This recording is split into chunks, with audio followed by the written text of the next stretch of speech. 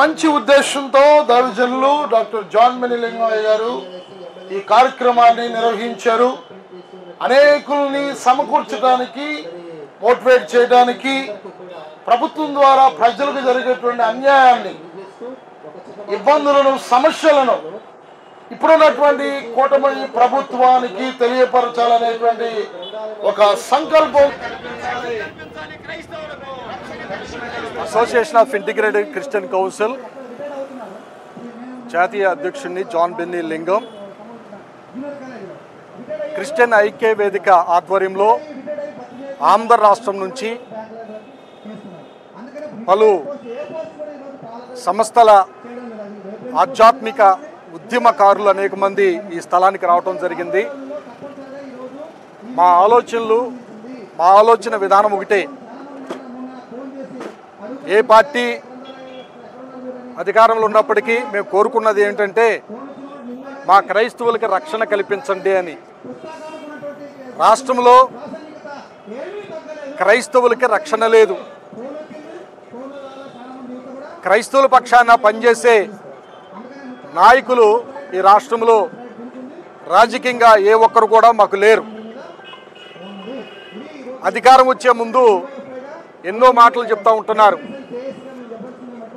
మీకు చర్చిలకి డబ్బు ఇస్తాము, చర్చిలు కట్టుకోండి, యెరూషలేము యాత్రకు వెళ్ళండి, మీ కొరకు ప్రత్యేకమైన చట్టాలు తీసుకొస్తామని చెప్పి అధికారం వచ్చిన తర్వాత ఇచ్చిన వాగ్దానాలకు గాలికి వదిలేసిన పరిస్థితులు ఏర్పడుతున్నాయి.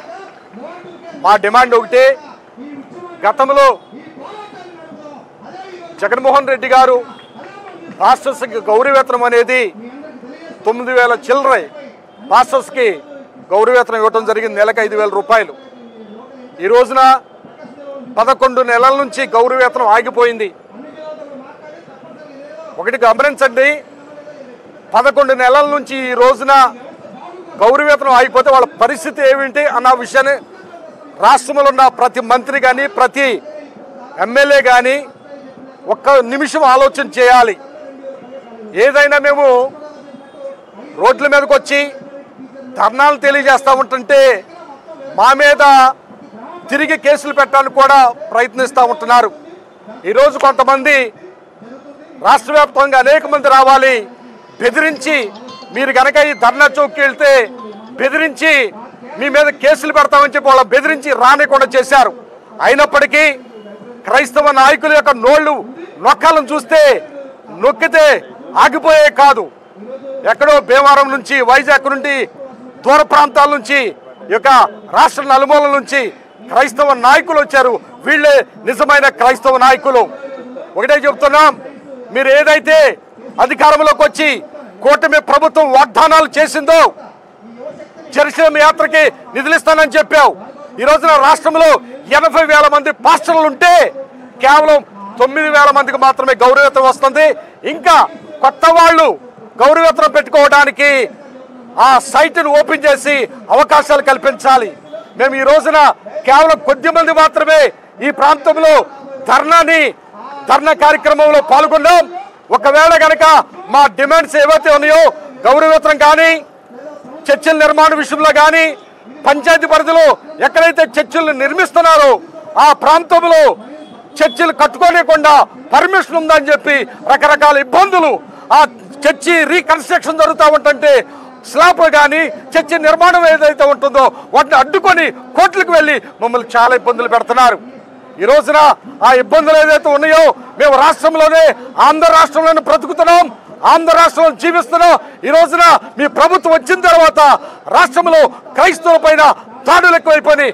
ఇటీవల కన్నవరం ప్రాంతంలో ఇదిగోండి ఈ పాస్టర్ పీటర్ గారు ఈయన చర్చిని కూల్చేశారు. ఇలా రకరకాల ఇబ్బందులు, రకరకాల సమస్యలు క్రైస్తవులు ఎదుర్కొంటున్నారు. ఈ మధ్య ఇక్కడ ఎవరండి కంచెంచర్లు కానీ, లేకపోతే భీమవరం దగ్గర కానీ దళితుల మీద, క్రైస్తవుల మీద ఉండిలో కానీ రకరకాల ఇబ్బందులు మేము దైవ సేవకులుగా మేము పడతానే ఉన్నాం. అయ్యా, మేము ఒకటే కోరుకుంటున్నాం, మేము శాంతియుతంగా మాత్రమే ఈ నిరసనలు, ధర్నాను చేపట్టాం. మేము రోడ్ల మీదకి రాలా, ఎక్కడ కూడా దౌర్జన్యాలు చేయట్లేదు. ఈ రోజున మాకు న్యాయం జరగాలి.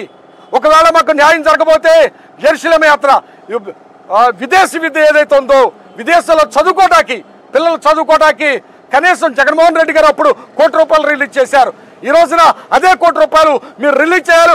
పేద క్రైస్తవులు ఎవరైతే ఉన్నారో విదేశాల్లో చదువుకోవడానికి ఇప్పుడు అవకాశం లేకుండా పోయింది. చర్చిల మరమ్మతుకి ధనం కావాలి, నిధులు కావాలి. అంతకన్నా ముఖ్యంగా మా పాస్టర్లు ఎవరైతే రోడ్ల మీదకి వెళ్ళి సువార్త ప్రకటిస్తున్నారో వారిని పట్టుకుని దాడులకు దిగుతూ ఉంటుంటే వారి మీద కఠిన చర్యలు తీసుకోవాలని ఈ రోజున మీడియా ద్వారా మేము తెలియజేస్తూ ఉంటున్నాం. చంద్రబాబు నాయుడు గారికి ఒకటే చెప్తున్నాం, ఏమిటంటే ఈ రోజున మా క్రైస్తవులకి బడ్జెట్ని ఏర్పాటు చేసి మందిరాల నిర్మాణానికి ఆ బడ్జెట్ రిలీజ్ చేయాలని కోరుతున్నాం. ఈ డిమాండ్స్ కనుక ఒకవేళ మీరు అమలు చేయలేకపోతే రాష్ట్ర వ్యాప్తంగా క్రైస్తవులందరూ కూడా ఉద్యమించి దేనికైనా సరే నిరసనలకి మేము సిద్ధంగా ఉన్నామని ఈ రోజున మేము తెలియజేస్తా ఉన్నాం. బలో క్రీస్తు మహారాజుకి, బలో క్రీస్తు మహారాజుకి.